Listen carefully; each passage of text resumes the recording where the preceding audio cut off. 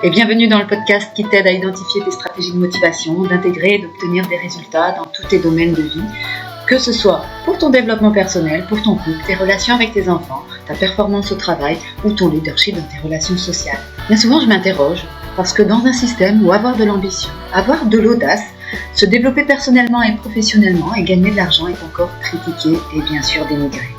Dans un monde où la culpabilité et la honte prennent le dessus sur l'enthousiasme et la joie de vivre, sur la volonté et la détermination, mon interrogation est comment nous devons choisir entre le sens et la réussite ?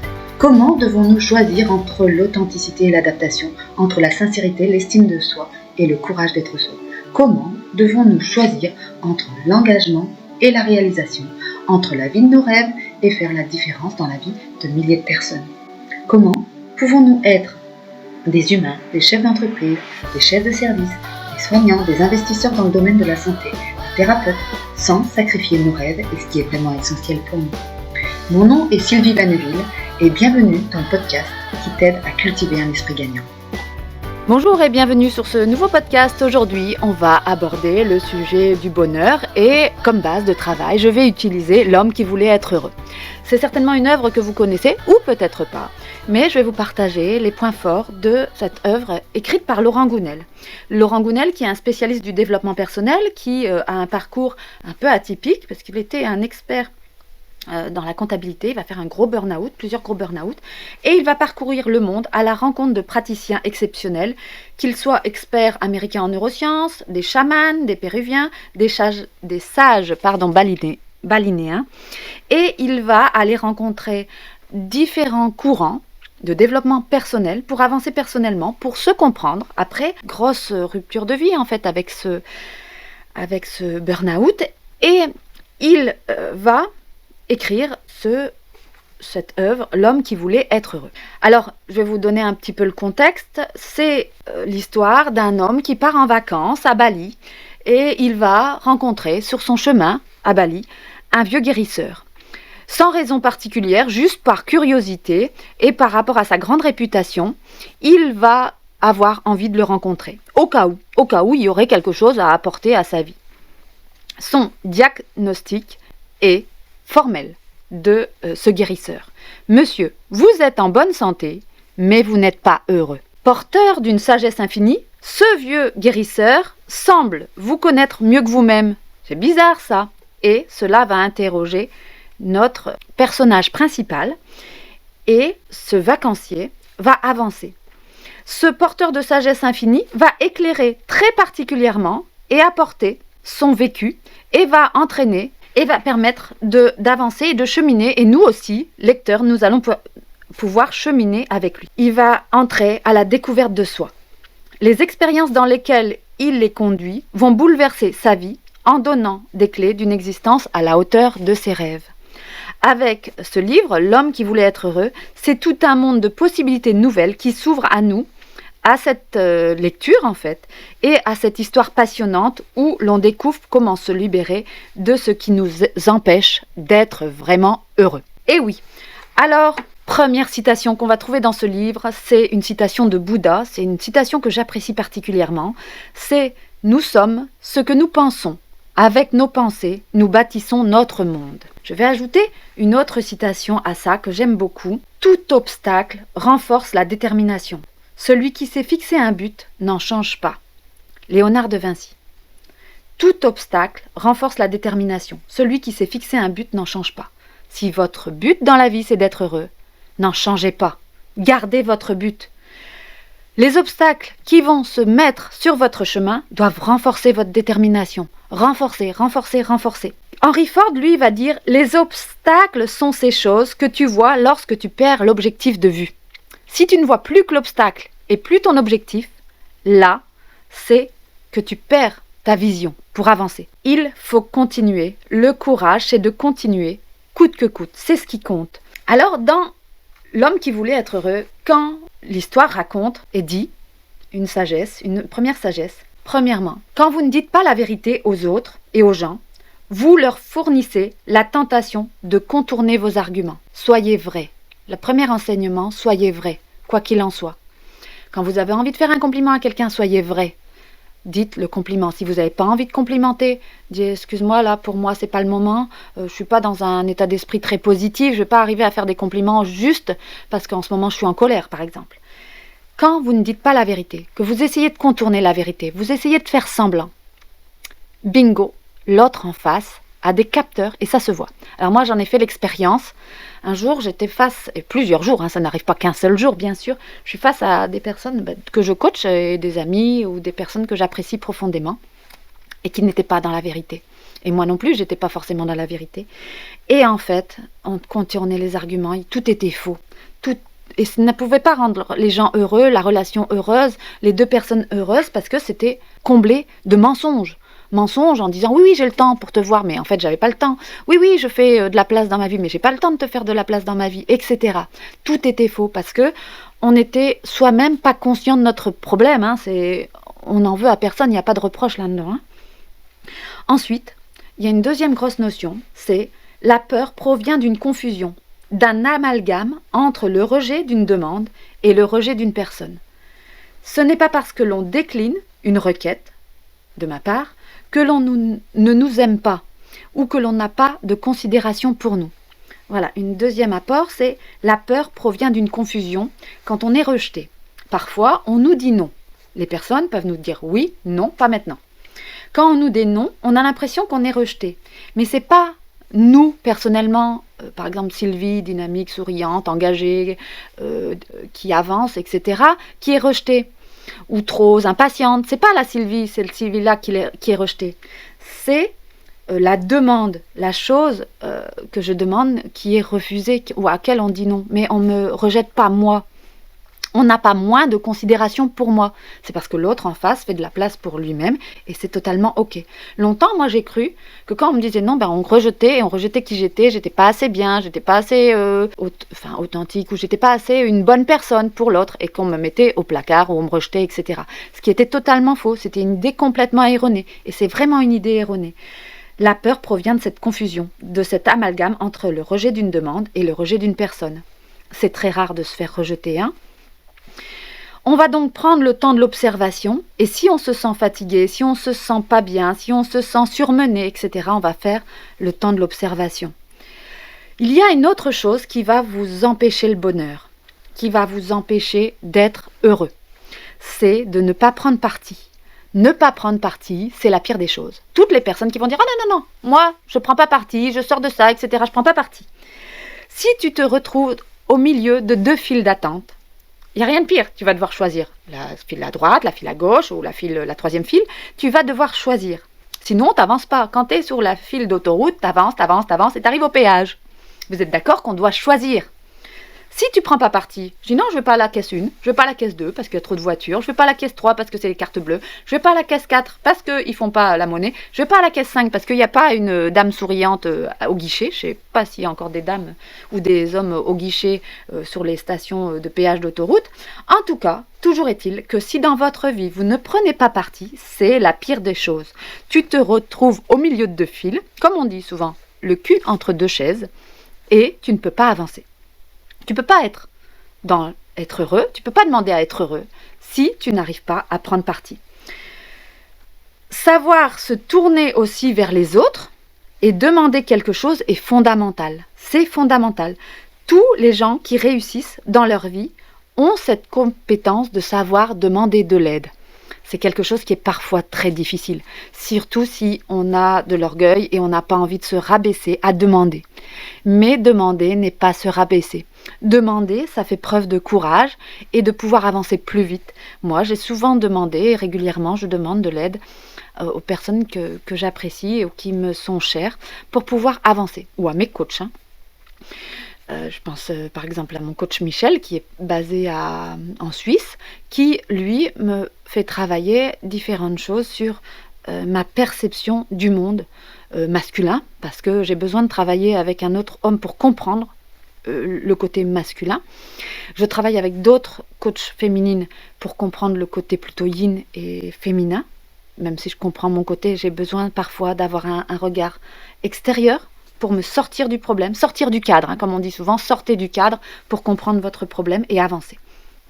Pour libérer et avancer de vos limites, de performance. Les meilleurs coachs sont coachés, hein, vous inquiétez pas. Donc, si vous rencontrez quelqu'un qui dit non, c'est bon, j'ai déjà fait tout mon travail sur moi-même, sauvez-vous en courant parce qu'on n'a jamais fini le travail sur soi-même. On travaille sans arrêt sur soi-même. C'est comme une terre qu'on cultive. Votre jardin, si vous le laissez sans rien faire, il y aura des mauvaises herbes partout. Ça va prendre le dessus, vous en sortirez pas, ça va mettre très longtemps.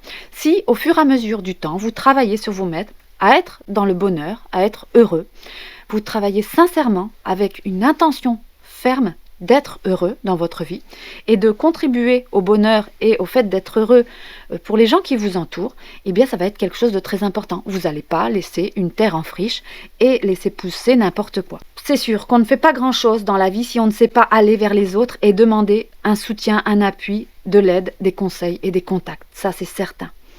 Voyez, un bébé, lui, il va tomber en moyenne plus de 2000 fois avant de savoir marcher, mais il ne s'arrête pas. Alors vous allez demander parfois un conseil et on va vous dire non, ou on va vous donner un mauvais conseil. Peu importe. Vous allez faire vos expériences et avancer. C'est comme ça qu'on avance pour être heureux. Dans la vie aussi, il faut savoir aller droit au but. Tournez pas autour du pot. Quand vous avez besoin d'un conseil, demandez le conseil. Quand vous avez besoin de l'aide, demandez de l'aide. Quand vous avez besoin d'un soutien, demandez le soutien. Quand vous avez besoin d'être mis en relation, demandez à être mis en relation. Les personnes qui ont peur du rejet sont très loin de savoir, très très loin de savoir qu'il est très rare d'être repoussé par les autres. Très très rare. C'est même difficile à obtenir. C'est très difficile que quelqu'un vous repousse. Les gens sont dans l'ensemble enclins tous à vous aider. Il n'y aura que quelques personnes qui vont vraiment vous repousser, c'est des personnes très particulières, telles que les manipulateurs pervers narcissiques, ou celles qui vont plutôt vous utiliser, ou vont vouloir vous humilier, mais ça, ce sont de très c'est des cas particuliers, c'est pas la majeure partie des personnes. Un autre rapport, c'est que chacun est responsable de sa propre appréciation. Chacun est responsable de sa propre appréciation. Nous et vous n'êtes pas responsable de l'opinion d'autrui. C'est-à-dire que personne n'est responsable de l'opinion d'autrui sur vous. C'est-à-dire que demain, je vais pouvoir mettre une robe avec des petites fleurs roses.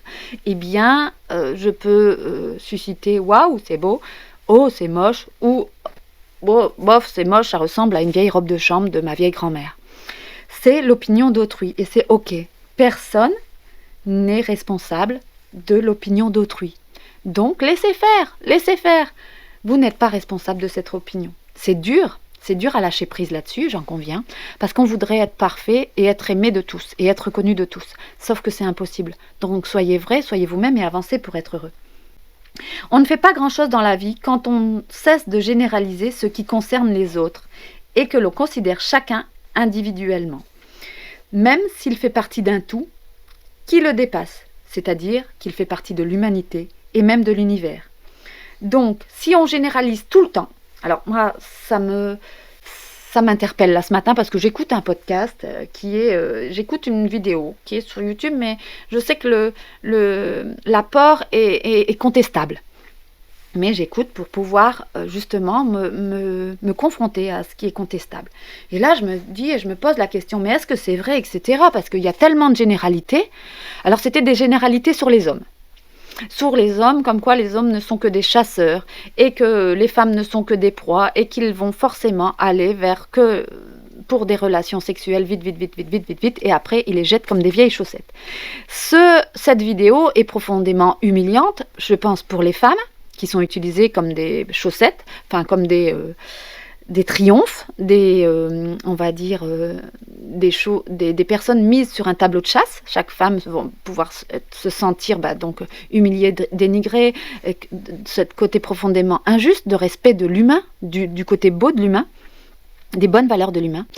Et ce côté aussi humiliant, alors pour les femmes, mais aussi humiliant de faire cette généralité sur les hommes, alors que tous les hommes ne sont pas ces prédateurs il y a encore des hommes qui ont un sens du bien, beau, bon, qui ont cette dignité, cette grâce et cette galanterie masculine, qui ont ce profond respect pour eux et pour l'humain, pour la relation humaine saine.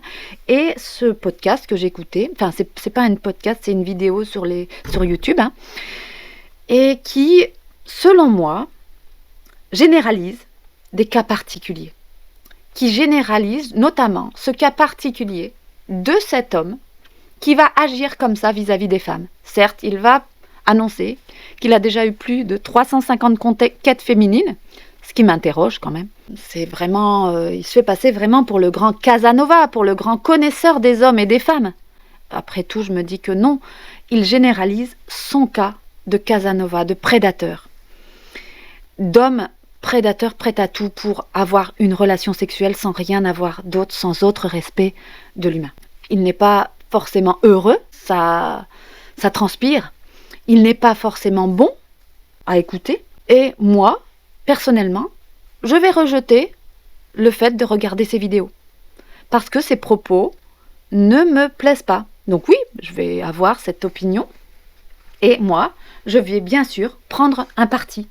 De ne pas écouter ces vidéos qui induisent de la peur, de l'angoisse et de l'anxiété pour les femmes, pour nous les femmes, et qui ne sont pas, ce sont vraiment des vidéos non respectueuses, je pense, par rapport à l'homme, qui nous entrent, nous les femmes, dans un sentiment de défiance et de méfiance par rapport à l'homme. On n'a pas à entrer dans ce genre de choses pour pouvoir être heureux, pour pouvoir être vraiment heureux et dans le bonheur et dans la paix. Quand vous voulez aussi, un autre point que j'aimerais aborder, quand vous voulez parler d'un projet autour de vous, vous recevrez toujours 3 types de réactions. Vous allez recevoir des réactions neutres, vous allez recevoir des réactions d'encouragement et vous allez recevoir des réactions négatives qui tentent à vous faire renoncer. Il ne faut pas se confier aux personnes qui cherchent à vous décourager. Vous pouvez vous confier aux personnes qui vont avoir des réactions neutres, ok, c'est bien, etc. Neutres, parce qu'elles ne vont pas prendre parti. Et justement, là, elles vont vous laisser votre libre choix. Elles ne vont pas vouloir vous influencer. Elles n'ont pas de parti à prendre puisque ça ne les engage pas. Ça peut être neutre. Ok. Tu veux créer ton entreprise? Ok, c'est un fait. Et d'autres personnes auront des réactions d'encouragement. Tu veux créer ton entreprise? Oh chouette, vas-y. De toute façon, tu as une âme d'entrepreneur, de challenger, de quelqu'un qui veut travailler et apporter à ce monde. Tu es quelqu'un qui est profondément investi. Vas-y, fonce. Tu peux contribuer. Ça, ce sont des réactions d'encouragement. Et puis alors, il y a les réactions qui vont vous décourager, négatives. Oh, tu sais, il y a beaucoup d'entrepreneurs qui commencent et qui mettent la clé sous la porte au bout de 2 ou 3 ans. Ok, réaction négative. C'est leur propre peur et ça les confronte à leur propre limitation. Il ne faut pas vous confier aux personnes qui vont vous limiter. Ça, c'est très important pour pouvoir accéder au bonheur et accéder à votre sagesse, votre paix intérieure. Il y a toujours une bonne étoile, une personne qui croit en vous quelque part. Et parfois, ça peut être un parfait inconnu, quelqu'un qui est aussi un autre chef d'entreprise. J'accompagne actuellement un ancien chef d'entreprise qui est à la retraite. Et pour l'instant, il remonte la pente, comme je dirais. Et il a beaucoup de courage. Parce que toute sa vie, il a été entouré que de personnes qui lui ont apporté que des réactions négatives à tous ses projets. Par contre, il a toujours réussi. Il ne s'est jamais découragé et il a créé quelque chose de beau qui perdure dans le temps et qui a été transmis. Son nom d'ailleurs est sur des enseignes dans une ville très grande et qui continue à se transmettre et qui vont se transmettre. Ce nom va continuer à se transmettre. Ce savoir-faire, sa créativité, son concept vont continuer. Pourtant, lui, il est fatigué. Il est fatigué parce que là, autour de lui, son environnement est profondément négatif et ne cherche pas à l'encourager.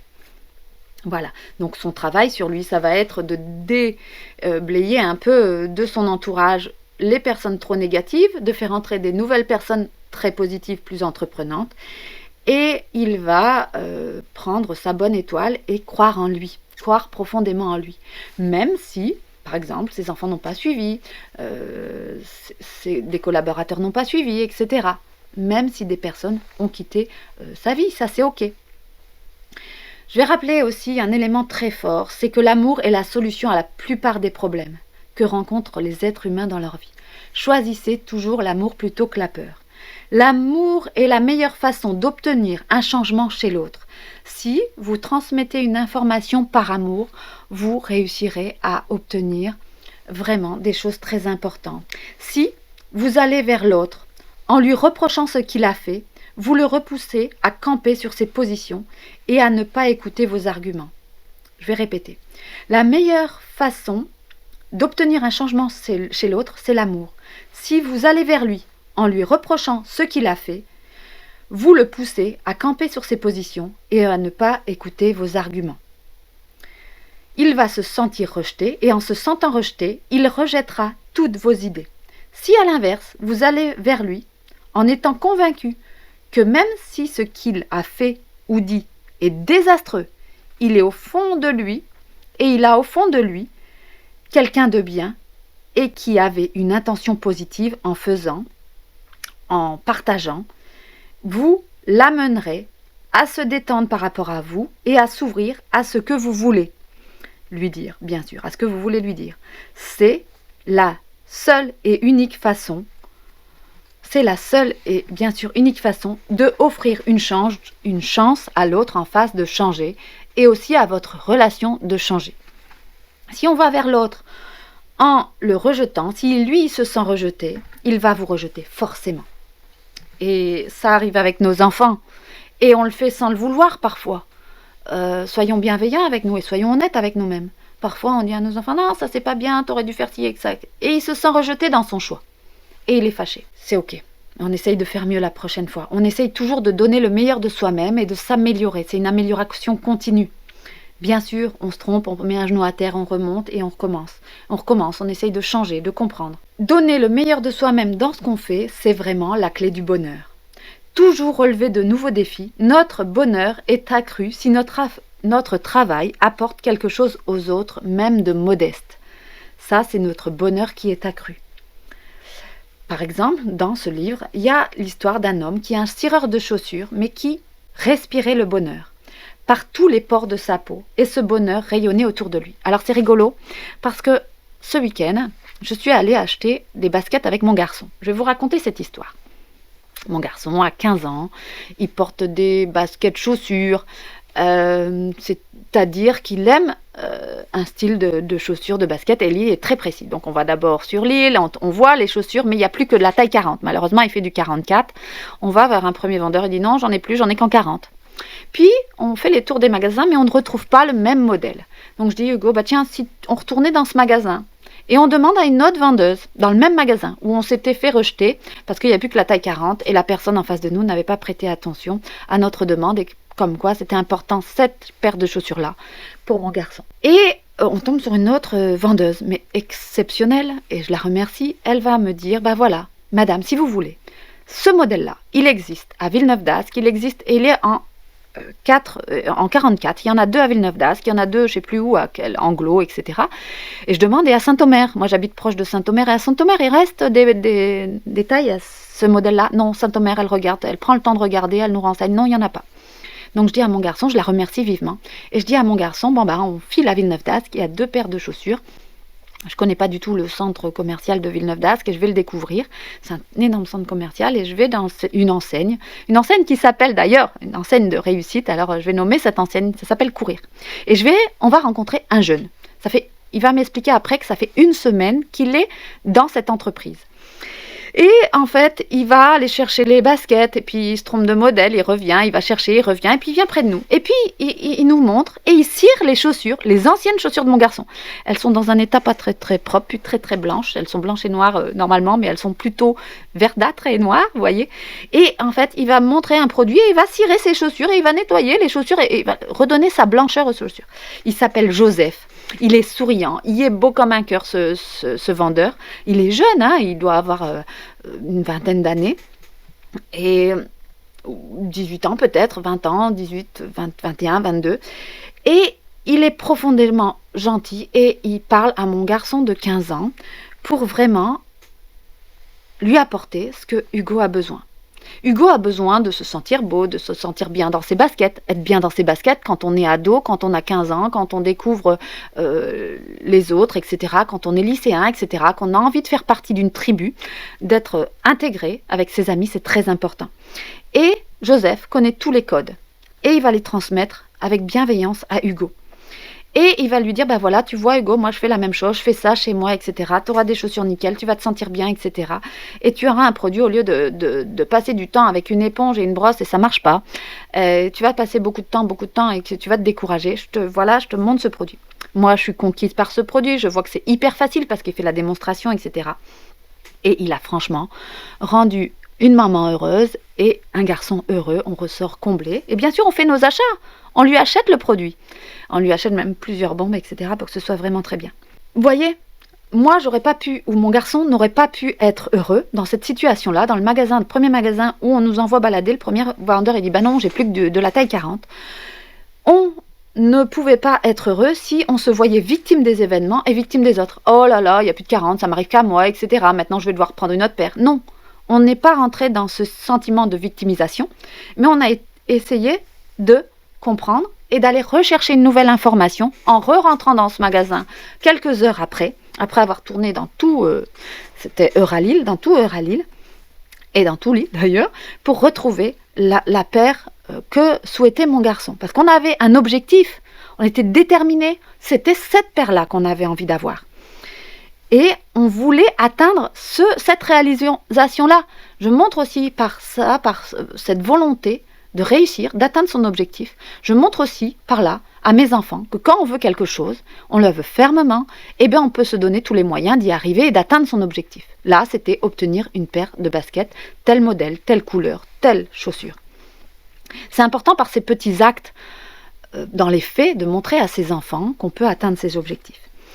Alors, il est important de comprendre que ce n'est pas toujours nous qui décidons pour notre vie. Aussi, bien sûr, il aurait été possible qu'il n'y ait pas du tout ces chaussures. Il était possible aussi que je n'ai pas le temps d'aller chercher d'autres paires ou à un autre endroit. Il était aussi possible que, par exemple, j'aurais pu être une maman qui ne sait pas conduire et qui avait peur d'aller dans un autre lieu inconnu.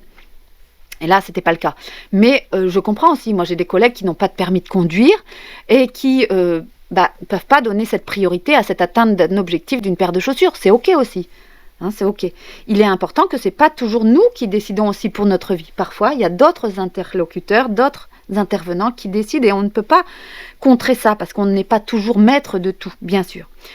Et aussi, lorsque nous nous autorisons à choisir des actions qui sont en harmonie avec nous et avec qui nous sommes, qui respectent nos valeurs et expriment nos compétences, c'est que vous devenez très précieux aux autres. Alors, je vais redire la phrase qui sort du livre de L'homme qui voulait être heureux, précisément page 143, ça dépend quelle édition vous avez, mais c'est « Lorsque vous vous autorisez à choisir des actions qui sont en harmonie avec vous, qui respectent vos valeurs et expriment vos compétences, c'est là que vous devenez très précieux pour les autres.